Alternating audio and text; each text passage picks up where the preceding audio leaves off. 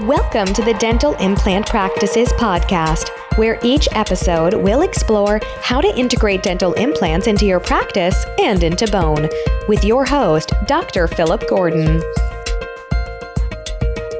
Hey guys, thanks for being listeners to the show. Go to dentalimplantpractices.com and find all of our resources. Also find us on Facebook, Dental Implant Practices page on Facebook, and go to iTunes and leave me a review on iTunes so we can help spread the message. Thanks. Welcome back to another episode of the Dental Implant Practices podcast. I'm your host, Philip Gordon, and today it's a huge honor for me to be having my first dual podcast, where tonight I'm actually introducing Dr. Bernee Dunson and Dr. Adam Kimowitz. Guys, thank you for being on the show tonight. Thank you. Thank you, Dr. Gordon. It's an honor to be here. What I'd like for you guys to do is give me just a kind of a background about yourselves, maybe where you did your education, some of your implant training, where you practice nowadays, and just some of the basic info about yourself. So, Dr. Bernee, we'll start with you. I know you're joining us from Atlanta, so why don't you kind of give me a run through about your dental pathway here? I'm happy to do so, Dr. Gordon. My pathway in dentistry, I finished dental school in 1991, and I finished the University of Southern California out in Los Angeles. I left there, did a GPR at Columbia University in New York, had a particular interest in dental school and in my GPR residency to incorporate implant dentistry into what I consider to be my focus in dentistry. And while I was in New York at Columbia, I actually applied to grad perio with the intent of going to grad perio and going to grad pros to make my process in implant dentistry a very fruitful and very well-educated experience. While there, though, a lot of my attendings at Columbia said, you know what, Dr. Dunson, and they call me Dunson. They say, Dunson, you always talk about implants. You always talk about implants. You should strongly consider going to a residency program that is specific for implant dentistry. And there is such a program back out in California where you went to undergrad dental school at a place called Loma Linda University. So I got accepted to grad perio, but what I did, Dr. Gordon, was I deferred my acceptance. I applied to the program at Loma Linda, and I was fortunate to get in. That was the opportunity for me to really start my journey in implant dentistry. I did 3 years there, and kind of got a great opportunity. What was nice about that program was it got me involved in a relationship with the American Academy of Implant Dentistry. And from that, I got the opportunity to have a tremendous amount of mentors who had been in the academy for some time and were leaders in the academy. And from there, I really met the likes of the pioneers like Dr. Hill Tatum, Dr. Duke Heller, Dr. Carl Misch, Dr. Robert James, Dr. Jaime Lozada, and all of these individuals have strongly influenced my journey in implant dentistry. Yeah, great. That's a great pathway. I don't know that a lot of people knew about potentially a implant residency, and some people don't find that passion about implant dentistry till later. So that it's great that you were able to make such a early connection, while you're in your educational process. So I'm sure that was a great deal for you. It was a great beginning to what has been a 25-year journey to this point. Great. Now, Dr. Adam Kimowitz, tell me a little bit about your journey. I know everyone's got a different pathway, so kind of tell me about your process through dentistry and how you ended up where you're at today. So I kind of had an unconventional journey in that I've never even sought out to be a dentist. I graduated university in the early 90s with an economics degree. I went to Brandeis University, and I started actually a internet business in 1995 and sold it in 1998. And then I actually worked for PricewaterhouseCoopers for a bunch of years. But my father's a dentist. And as a kid, I basically got to see my dad. Actually, he was the attendee of the first Misch course in the mid-'80s. So he was trained by Misch and Misnick and a lot of folks that, at the time, he wasn't allowed to place certain implant systems because he was a general dentist. So I got to see, literally my father, who was either studying about implant dentistry at my games or working, or spending time with me. I got to see him do a lot of that. So I I basically left the corporate world because I just didn't feel fulfilled. And I said to my father, I said, I want to be a dentist. And he said, well, you can't just flip a switch and become a dentist. So, I kind of realized that the hard way. But in 1 year, I did ortho, biophysics, and chemistry. And I became a dentist. I've been practicing and seeing patients for 12 years now. And when I first started out, I was basically in my early 30s, and I said to my dad, I want to start doing implants. He says, no, you can't just flip a switch and do implants. You have to actually, there's a pathway for this stuff. You really know. So what we're going to do is I'm going to teach you certain things, and you actually have to go to formal education as well. So he calls it, my first few years of practice, he called it Daddy Practice Residency, DPR, right? So what was interesting was that my father had a lot of prosthetics and implants that were placed in the 80s and 90s, that in the 2000s, these prosthetics were going bad. So I got to learn how to handle blades and subs and other systems that aren't even around, and restoring legacy components at a really early point. And I actually got my start with the implant program. I was the first implant program which was UMDNJ, now Rutgers, and then became the Maxi course. And that was 9 years ago. I got involved with that. And through that, I got involved with the academy, and through the American Academy of Implant Dentistry. And again, through that, I like Bernee was saying, I just met unbelievable mentors, even some of my father's mentors, like Lenny Linkow and Jack Krauser and Carl Miff. And then through pathways, and this was, I don't know, Bernee, maybe it was like 6 or 7 years ago or 6 years ago. I was at a full arch course, and I met Bernee. We just kind of hit it off. And I said, I just passed my associate fellow. This was, I just was about to do it. And this was maybe 5 years ago. And I said, I want to do the ABOI. Bernee was like, you have to do the ABOI. You have to do it. And every year I kept putting it off.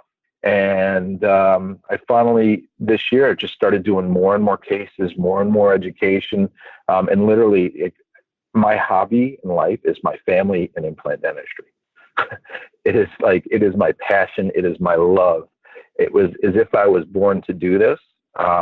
I absolutely love not just what we can do for our patients, but I love the camaraderie. I love the willingness and the mentoring and the camaraderie, and people are just so willing to share and help each other and discuss their cases, to the point where I'm now teaching courses locally, teaching courses around the country, and with mentors like with Bernee.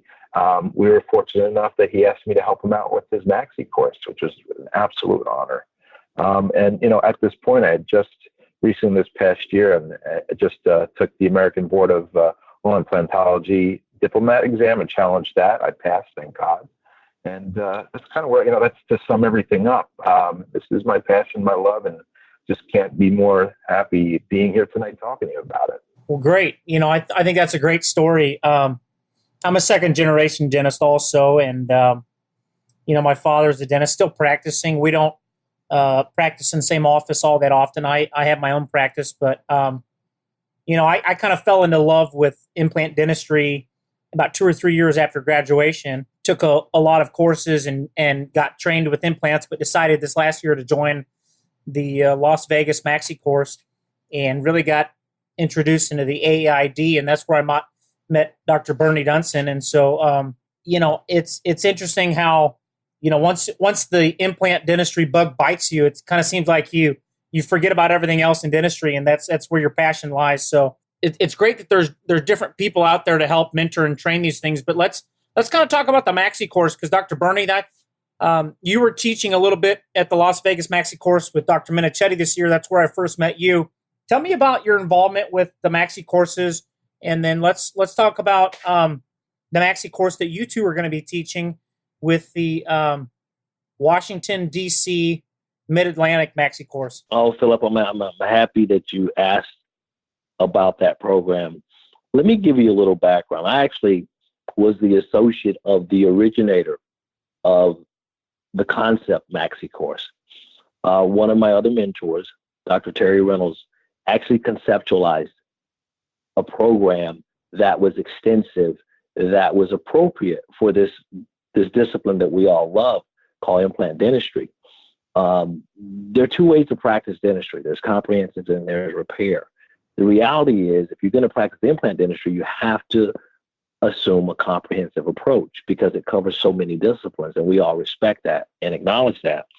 So I've been involved with the Maxi courses since 1995. Been on faculty. I was on faculty at the Medical College of Georgia's Maxi course, which is now Georgia Regent's Maxi course. And I did that for 10 years. Since that time, I've been honored and been blessed to be able to be a part of Maxi courses, not only in the United States, but throughout the world, as far as Japan and Asia and in the Middle East as well. And about 10 years ago, I was asked by my mentor, Dr. Terry Reynolds, to direct the program in Washington, D.C. But as life would have it, and I appreciate what Adam shared with you in terms of his passion, family is passion, implant dentistry's passion. For me, at that point in my life, my kids were at a certain age where I didn't deem it appropriate for me to direct the program. I didn't feel like I could give it the appropriate time.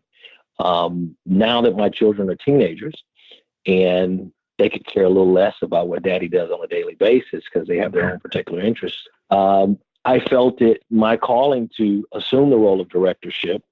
And I've asked Dr. Kimowitz to be a part of that with me because of the energy that he brings and his unique communication style and his love for learning and his love for sharing what he has learned, which is, and I think it's appropriate for us to share. The American Academy of Implant Dentistry has a very unique culture. And as you both are, probably a member of a lot of different dental organizations.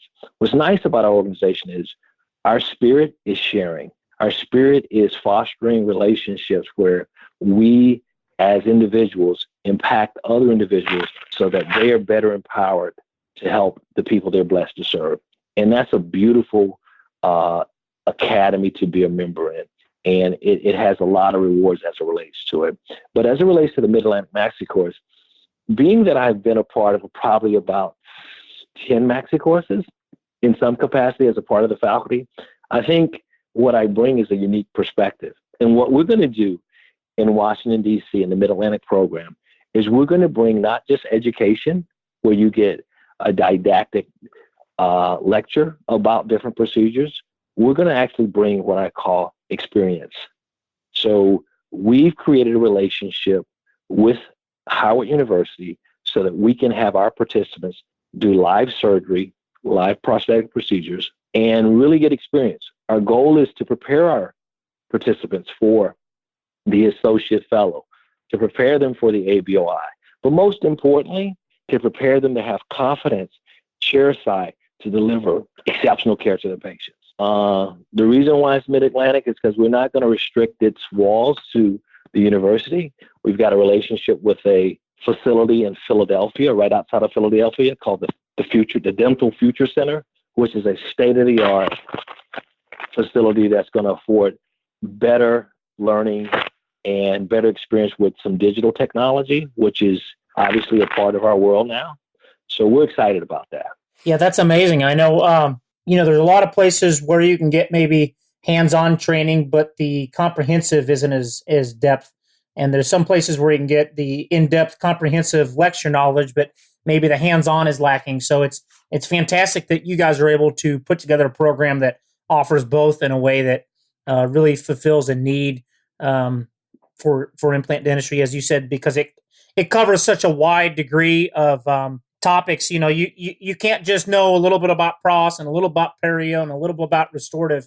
You've got to know a lot about the full spectrum of comprehensive dentistry. So it's great that you're able to bring that together in a package where participants are going to be able to really get the total feel and the educational experience that they're looking for. Some of the best implant practitioners that I know today, and this is why Bernee and I are just so synergistic, is that people really get the holistic approach to this. And what I mean by holistic is not like a kumbaya, like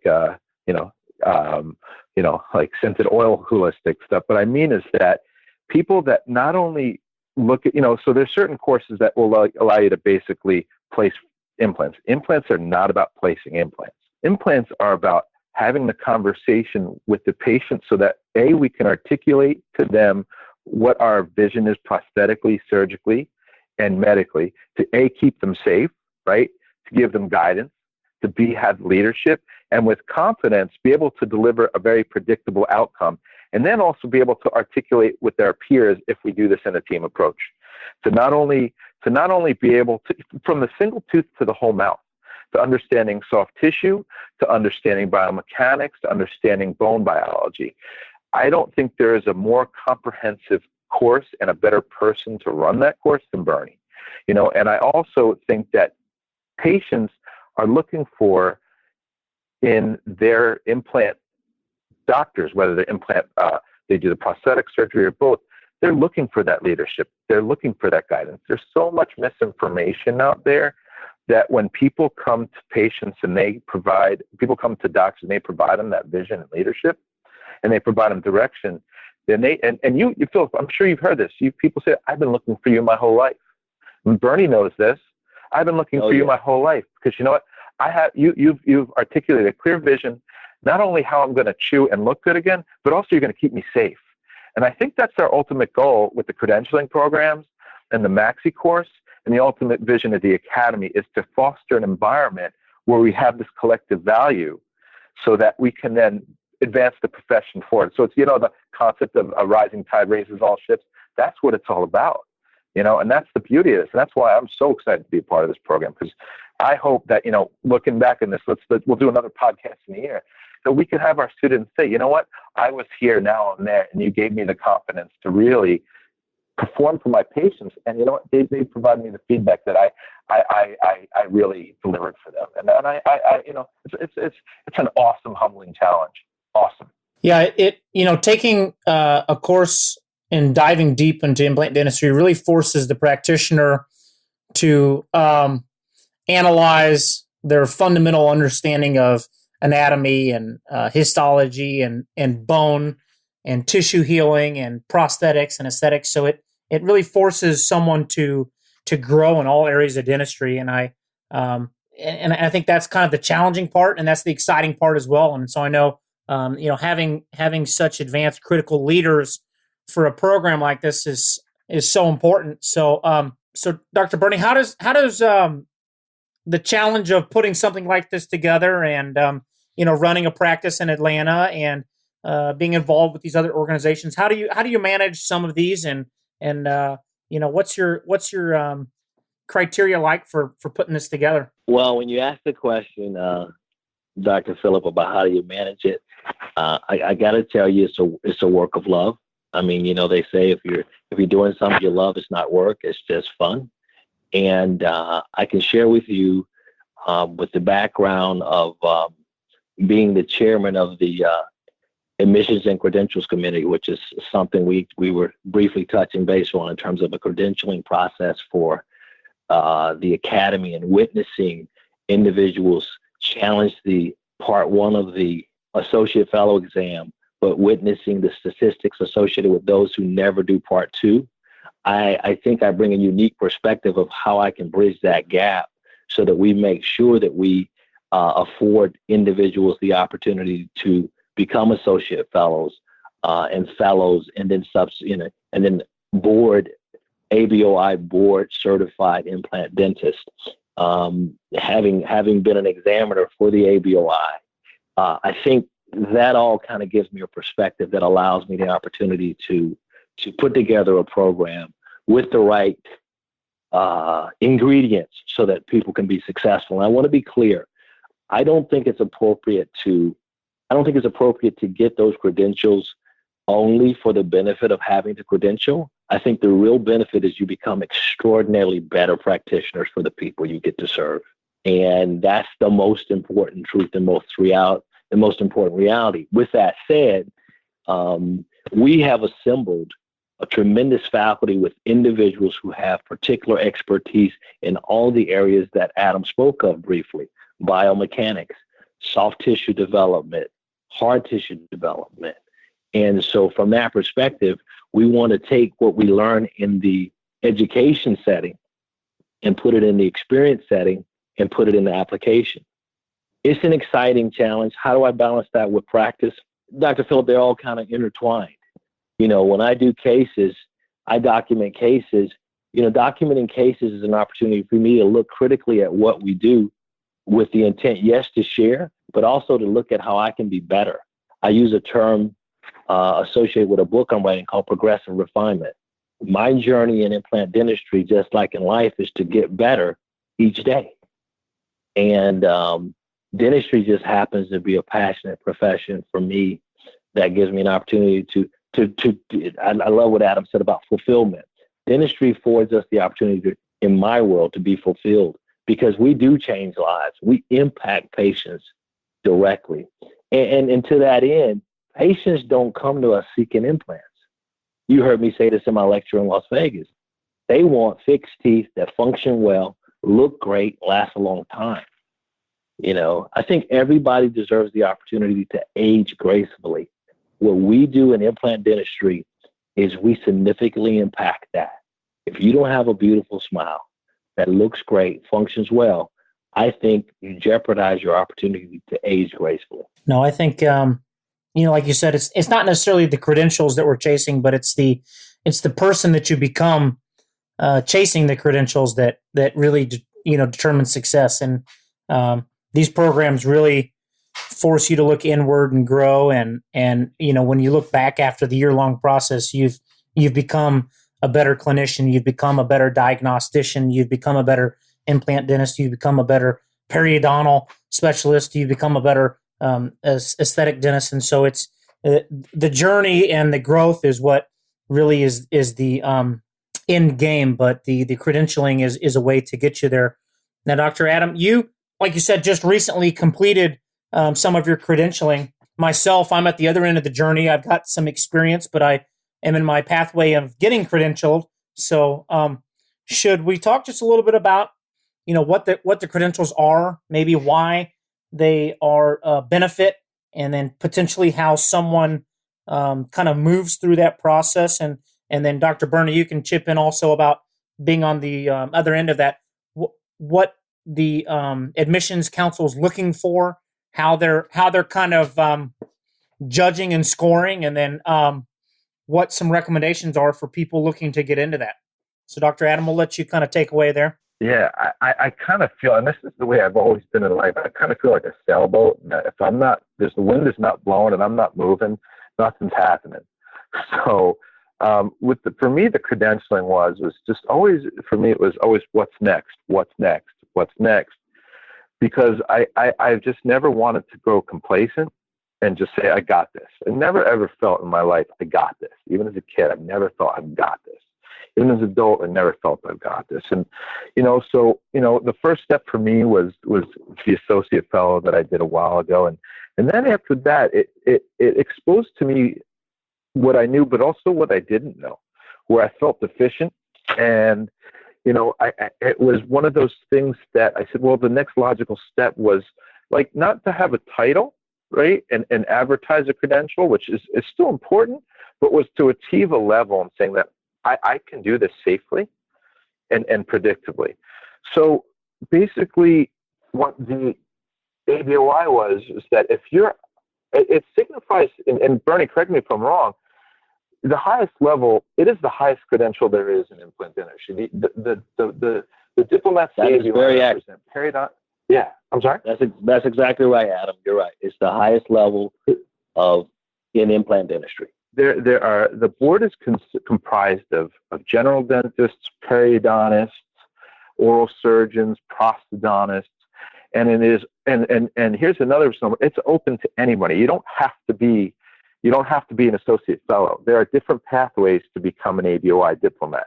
It is independent. It is sponsored by the AAID, but it is its own separate certifying board, like any other certifying board, like the Board of Perio, Pros Board, Oral Surgery Board, and it follows the same standards as CODA. Okay, so it was started in 1969 with the intention of becoming a bona fide specialty, which is we're actually starting to see that right now. Through different things that if we follow the news, we see what's going on. So I said, if I'm going to do this, if I'm going to be involved in implant dentistry, I want to challenge myself to be the best that I can be. I want to constantly, so Bernee used the term progressive refinement, right? That's it. It's constantly looking into my soul and putting faith in myself and my ability and challenging and testing myself. And this was, for me, it was a pathway. This was a pathway of doing that. And being involved with education as well, that's another pathway of being able to not only do, but articulate to others what can be done and being able to give back. So this process of the board was probably the hardest thing I've ever done. Not gonna lie, it was no joke. I literally said to my wife and my family, I said, this year I have things that I need. One is oxygen, the other is food, the other is family, and the other is studying for my boards. That was it. Work was thrown in there as well. And literally, I put my heart, soul, and everything into it. I came up with a plan and a time frame. I organized my cases. We had to put together 10 cases. I think 7 were predetermined, 3 were our choice. If you were not a specialty such as perio or board certified specialist, actually, perio, pros, or oral surgery, you have to take a written exam, which I believe was about 250 questions or 300 questions. That was a full day. And then you do an oral exam where you have to defend your cases and you have to basically pretty much speak on a level of authority about this. And it wasn't a given. It was not a cakewalk. It was challenging. I had something called a post-traumatic test disorder, PTTD. That for a month. For a month, I'd literally be reviewing in my head each testing station. Did I say this right? Did I not say that? I'd be calling Bernee, and I'd say, "Oh man, I shouldn't have said that," But it all worked out. But I truly think that should anybody ever want to at someday consider themselves a specialist in implant dentistry, this is the route to go. The people on the board are some of the finest practitioners I've ever met. The names that we see in the CE circuit, the leaders, the most published people that are out there, the people that are thought leaders today, they're all members of the board. And it's an honor to be a part of that. It's probably one of my life's greatest accomplishments. And and I'll say this to anybody: if anybody's looking to go down that road, I will talk to anybody. You can call me, email me. I will do whatever I can to help you get there if you're serious. It is, I wouldn't be here today if not for the kindness and mentoring from others, and I'd love to pay it forward, give it back. So I hope that explained a little bit. I can actually take you through the steps of the process if you want, but it is no joke. Well, that's great that you talk that way. I think some committees or some establishment parties and groups, have a small number and try to protect that number and don't want anybody in and say, this is the good old boys club and we're keeping people out. I know that's not necessarily the case of the AAID or the ABOI. However, there is a certain level of knowledge and clinical experience that must be displayed. So they're just not going to let anybody in. It has to be earned. And I think that's important so that the credentials actually mean something. Dr. Bernee, what would you say with that? What is maybe the ABOI board looking for in an application? Obviously, being a part of the AAID and going through the associate fellow or the fellow process is a good thing. But after that, what would the ABOI board be looking for in an applicant? Great question, Dr. Phillip. Let me just comment on one thing that just came out of this discussion that I am so pleased to hear and I'm so refreshed by. But it doesn't surprise me at all because that's the character of Adam. All right. One of the things that we do in the academy is we have an open dialogue. We do what we can to bring others forward. I was invested in by a lot of people that we've already mentioned. And one of the things I did was I paid it forward to Adam. What I loved and what I heard about Adam is he's willing and ready to take that torch and pay it forward to other individuals that have the desire to succeed. To that end, let me respond to your question. The willingness to succeed is nothing without the willingness to be prepared. What the board is looking for is individuals who are conscientious, serious about our craft and our discipline that we are, our beloved craft of implant dentistry, who take into consideration not just the surgical component, but also the restorative component, because we look at implant dentistry as first a restorative component with surgical application, or surgical. It's a restorative discipline with a surgical component. Now, what the board is looking for is individuals who have documented what they've done, had a track record of success for a period of time, and can defend their rational reason as to why they approach the process a certain way, with the understanding that there are different ways to go about it. The board has different pathways to qualify, as Adam mentioned.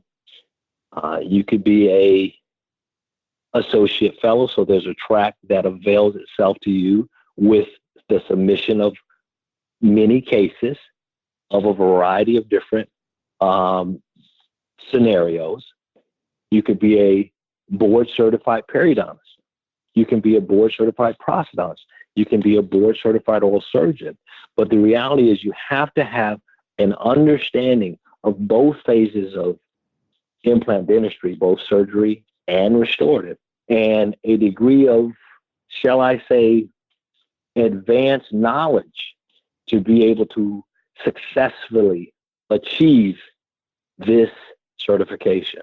The setting is like Dr. Adams said, there's a written exam which covers an array of different areas in dentistry, in biomechanics, in basic sciences, in surgical application, in prosthodontic application, in occlusion, et cetera, et cetera. And then there is a written where you sit at 4 to 5 stations with different scenarios with 2 examiners that really ask you an array of questions, from a patient's medical history to your decision on what restorative platform you use, to what kind of occlusion, to what kind of maintenance you're going to employ. And what this does is give the board confidence that you are worthy of this distinction.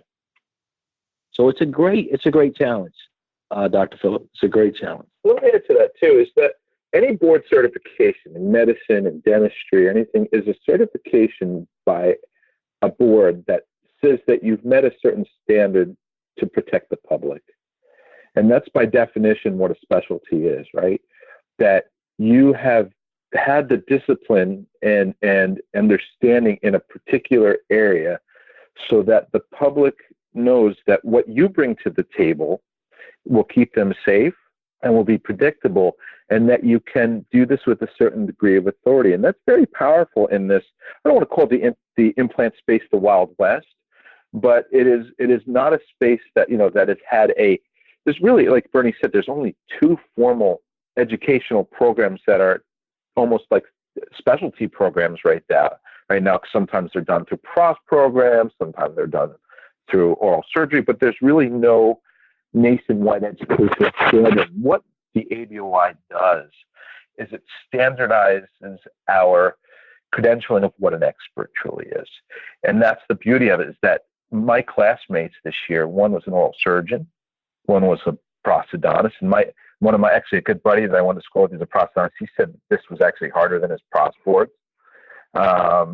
And that, there was, I know a periodontist that we did it with as well. And the examiners, there was a periodontist, some general dentists, an oral surgeon, a prosthodontist. So it is really a interdisciplinary board that basically says that implant dentistry is here to stay.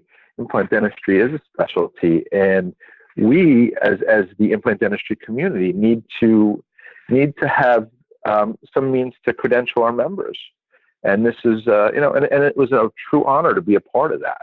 I feel very proud of that accomplishment. And what Bernee said also is that through the Maxi course and other programs, there are now many more pathways for people to go about that. And what you said, Phil, this is not a closed club. This is open to anybody that meets the standard. Anybody that's willing and able and disciplined to put the time in to demonstrate that knowledge. And I think it's, again, brings us back to rising tide raises all ships. No, I know we're kind of talking about the end game here. Let's kind of go back to the beginning again. some of the people that listen to my podcast or looking into implant dentistry are experienced veterans and looking to just kind of go through the process and get some credentials. Some of these people are maybe new beginners, and maybe either they're fresh out of school or really haven't done much oral surgery or implantology. What does the Maxi course offer the new beginner who's not quite sure if implants are right for them, not quite sure if this field of implantology is right for them? Dr. Bernee, what would you recommend to that person who's thinking, if I want to get some information, is a Maxi course right for me? Why does this comprehensive course, better than some of these, weekend courses I can get from Straumann or, Nobel? What's in it for the person who's kind of, just getting into the field? Great question, Dr. Phillip. Here's our reality. One of the things that I think that's important that we all have to understand, and we want to become, and one of the things that I shared with you in that lecture that I gave when I met you is to do comprehensive dentistry, and implant dentistry fits only in that realm of comprehensive dentistry. You have to become a better diagnostician. And the Maxi course is going to afford you an opportunity to see things that you didn't see. It's like what Adam said. You're going to be able to learn what you didn't know. And what we want to do in our programs, we want to tailor our program, which is nice about having a program that runs 10 months, to each individual and meet them where they need to be met so that we can grow and develop them. It's nice to be in a program where you have individuals who have a lot of experience because we can take them to an advanced level. But it's also nice to have that new person who's recently graduated from dental school, starting their journey in implant dentistry, where not only can they learn from us, they can also learn from the participants in the program. But I can share with you that the program in DC, the Mid-Atlantic program, is going to meet each individual where they need to be met. So we start our program with a questionnaire, getting a sense of what their experience is and what they wish to achieve from our program. And then what we do is we tailor that experience to make sure that their desires are met and even maybe exceed what their desires are as relates to it. Dr. Adam, and on that, can you talk about, the importance of, this educational setting maybe being a little different than their dental school, or maybe a little different than other educational settings, because, when you take a Maxi course, you get an exposure to maybe a dozen different practitioners who do things all different ways. And they're not just full-time education facility dentists. They are, real world practicing dentists who publish articles and teach CE and run a busy practice. I mean, I feel like it's a different level of education than maybe just a pure educational based only, lifetime educator. You're getting an array and exposure that maybe you can't get elsewhere. It's truly immersive. And adding to what Dr. Bernee was saying, and you're going through this right now, Philip, that it is for the practitioner that is looking to get started and somebody that's been doing this for a year. And what I mean by immersive is that you asked earlier, why is this different than, say, a weekend course from Straumann or Nobel or whatever? And those courses are great. I mean, there's something to be learned in everything. There's nothing bad. This is just different in that this is called a continuum for a reason.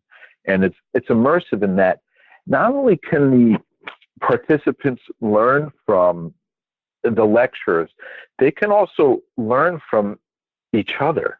So on the break, what we used to do in our Maxi course, and what I see all the time, I was actually just out in Vegas teaching a full arch course, and a lot of people, come to you and they, what happens, there's magic in the classroom, and then there's magic that happens on the breaks, where you get to now collaborate, and somebody gets an idea and inspired by an idea, and they say to you, what are your thoughts on this? I have a particular case here, and it's really complicated, and it's not just the mechanics of looking at a CBCT, but it has to do with the person's life needs, right? So I have a woman that really, for example, she can't open too wide, or she's emotional, so you have the opportunity, not just during these lectures, but during the breaks and then the subsequent months to get together and truly collaborate with your peers and your instructors and really create this, I don't mean to sound cliche, but this mastermind that you don't get on those weekend courses, that you don't get on other courses, where truly the education and the knowledge builds and builds and builds. And you go through this experience with a group of people that you collectively come out learning more. I don't care if you've placed one, or restored thousands. The more you learn, the more you immerse yourself in this, the more you're going to get out of it and look at it just a little bit differently. So there's a lot of power in that continuum aspect of the program. And I've never met anybody that's come out of a Maxi course and said, oh, it was a waste, or it wasn't. And especially with this, I know Bernee as well, I hope to inspire people to have the same passion that Bernee and I both have, the same passion that you have, Philip. Because you know what, there is so much power in being able to significantly affect people's lives with what we do, and it's a gift. It is an absolute gift. So where is this program different and special? It's special in a way that everybody can lend something to this. Everybody, and I learn from my students, I learn from my father, I learn from my teachers, and we learn in the classroom, and we also learn over a drink at night, you know, even from a simple text. That's the magic. That's the magic of the academy. It's an extension of the academy, you know, and I truly hope that people catch the bug and go with it. Well, Bernee, I'll kind of wrap up some follow-up questions and kind of look at closing things up here soon. Where do you see the AAID, the Academy of Implant Dentistry, headed in the near future? I know you've been involved for a long time, and you've trained under some of the best in the world, and now you're teaching the newcomers, and so you're really immersed in the process, and have done many great things in your time, and see what's coming in the future. Where do you see the AAID headed in the next 5 to 10 years? You know, Philip, I'm very excited. I'm very excited for the future of the Academy. I'm excited. I actually currently serve as the vice president of the Academy at a national level. And one of the things I'm excited about is the current executive committee led by our president, Dr. David Hochberg. We have Dr. Natalie Wong, who's the president-elect. I serve as the vice president. There's Dr. Adam Foley, and there's Dr. Brian Jackson. To be in the company of such great practitioners who have a passion and who have a vision for our future for the Academy is an extraordinarily exciting time. We're laying the groundwork for Dr. Foley, for Dr. Foley and for Dr. Kimowitz to be officers, and even yourself, Dr. Foley. All right. But here's what I can tell you. The Academy has several pillars that make us unique to who we are. And I almost want to share with you that we dominate the space. We dominate the space of a culture of camaraderie and sharing, unprecedented. We dominate the space of providing quality education in this discipline of implant dentistry. And those two certain pillars are where this academy is going. We're now laying the groundwork. One of the things that Dr. Kimowitz and I are doing at Howard University is we're laying the groundwork for creating formal residency programs in implant dentistry for those who matriculate through dental school, can continue their education in a formal 2 to 3 year residency at Howard University. So the Academy is going to be a part of that. It's going to be a strategic partner in that. Not only that, one of the goals that I have for the Academy is for us to be the credentialing body that provides implant CE credit. As you hear AGD PACE and CERP, the American Academy of Implant Dentistry should garner a space in this arena where when you look for CE hours, you look to the American Academy of Implant Dentistry. Yeah, those are really powerful things you're talking about. I think there's a need for something like that out there, and I can't think of a better organization to take the charge on that not only has the rights and the backing to do that, but also the correct leadership and the correct reasoning and passion for that. You talk about it's one thing just to take that space, but it's another thing to own that space. And I think, the AAID is really a front runner in that implant space because of the leadership that it's had and the leadership that it continues to have. So that's exciting to hear that they're taking a charge in those fronts. And Dr. Phillip, if I may, just to add to that, you say, how do you accomplish? What are the ingredients to accomplishing that? We all agree that being published and having research is very important. I also chair the foundation. We want members to donate to the foundation, because what that does is give us a robust platform to go into these institutions to create the platform that I aforementioned relative to who we as the American Academy aspire to be. We're very confident that we're going to be able to accomplish it, but everybody's support in that regard gives us an opportunity to afford research grants so that we can further this discipline, so that we can propel this science, so that we can make it better, more predictable, give practitioners more confidence, so that they can practice this craft, this science with their patients. Dr. Adam, where do you see the AAID and the ABOI heading in the near future on your end of the spectrum? I know you've taken a different path, and everyone sees and fits into this puzzle differently. Where do you see the AAID heading in now and in the future as things move forward over the next couple of years? To add to what Dr. Bernee said, I see the AAID as setting the standard for more university-based programs to certify implant specialists. And one of the beautiful things about implant dentistry, and in addition to what the ADA just recently said, is that people who specialize don't have to restrict their specialty anymore, right? So we could also see, for example, prosthodontists who want to do traditional prosthodontics and implant dentistry, periodontists that want to practice implant dentistry and periodontics, and general dentists that want to practice general dentistry and implant dentistry, and say dual specialize, right? So it opens up the arena to not have these clear demarcated lines in dentistry anymore, where I'm just doing, general dentistry and I'm not doing any this or that. But it allows people to pursue their interests as not just in terms of a discipline, but in terms of outcomes for patients.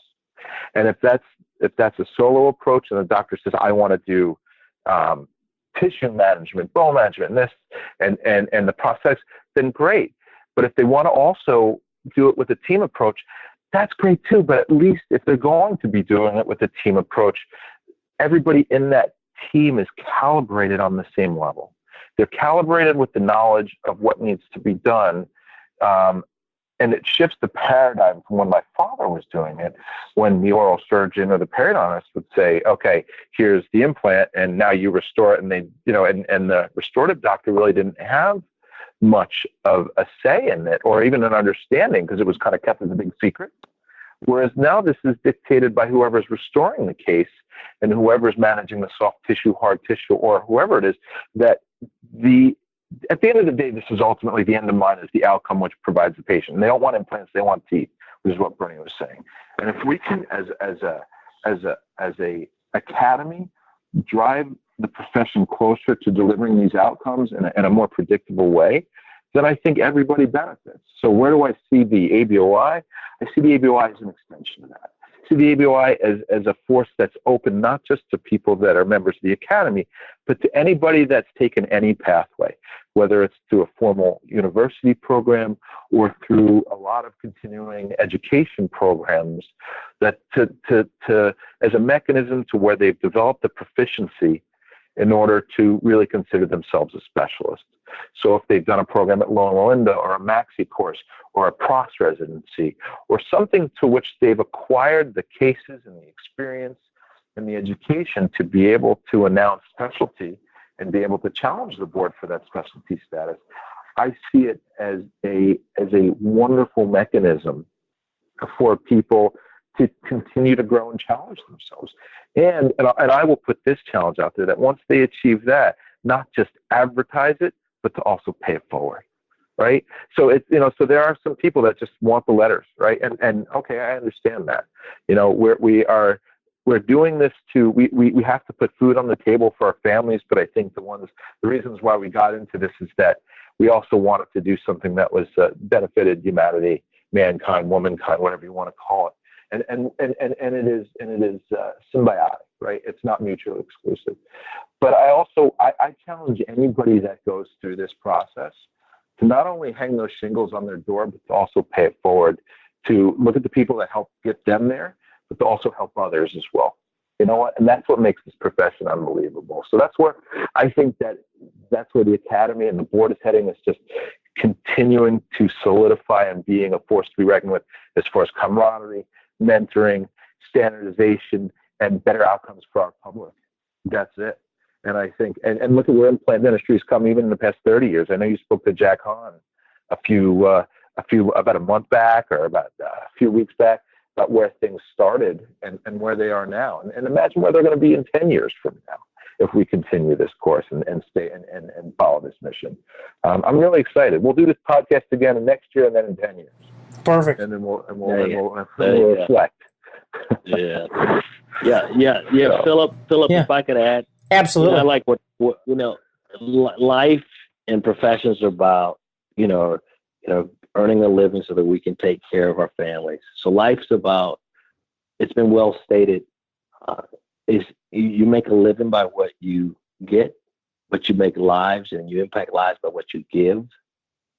This profession of implant dentistry affords us a wonderful opportunity to give, and the capacity of giving to our patients to change their lives. And as we, Adam and I, and you as well, have chosen to give others an opportunity in our profession to give to their patients. So it's a fulfilling, it's not success, it's fulfillment. And it's not just success, it's beyond success, it's fulfillment. And implant dentistry is a nice place to be able to do that. Yeah, no, I think, it's definitely a fulfilling profession, but like you said, we're so lucky in the fact that we're able to make a living by helping others. And also the gift that you guys have provided in teaching and passing on the traditions and passion that you have of implant dentistry to others, I think is really amazing. I think you guys are both doing a great job and doing it correctly, and would love to direct people your way. How would people go about getting a hold of how to join the Maxi course program? How to get in front of you guys and take the courses and go through the program and get the mentorship that they're needing and wanting. How would someone go about that? DCMaxicourse.com. DCMaxicourse.com. From there, all the information you need is there. And the other thing is, if you wanted to reach out to me directly, you can call me on my cell, 404-808-9073. And I'm sure Dr. Adam will provide his cell. Yes. It's 917-647-7602. And I'm usually up to 1 in the morning, so you can call me anytime. Oh, my. Now, that's East Coast time, right? Yes. Okay. Yes. Just to clarify. Now, you can. My phone goes into silent mode after 1:30. So, but you know what? Still try it. Yeah, good. Good for you. That's the beauty of cell phones these days. You can set some of those parameters. Yeah. So. Yes. No, I absolutely am amazed that people such as yourselves are so easily to get a hold of and communicate with and share and pass along what you're doing. I know you guys are both very busy professionals, have very full professional lives and family lives, and I always think it speaks volumes about people if they're willing to share and reach out to others and give back, because not everybody's willing to do that. And I think that's the biggest show of generosity is the your ability to be to humble and to give and to share. And I know that you guys represent that truly and greatly, and I definitely appreciate that. And look forward to seeing and sharing with you guys more at either an upcoming Maxi course or an upcoming AAID meeting or somewhere else that we may be in touch. So I really appreciate your guys' time. with me tonight, and look forward to getting this information out to the listeners. Thank you so much. So appreciate the opportunity. Thank you so much. Thank you so much again. Just like Adam said, I appreciate it as well.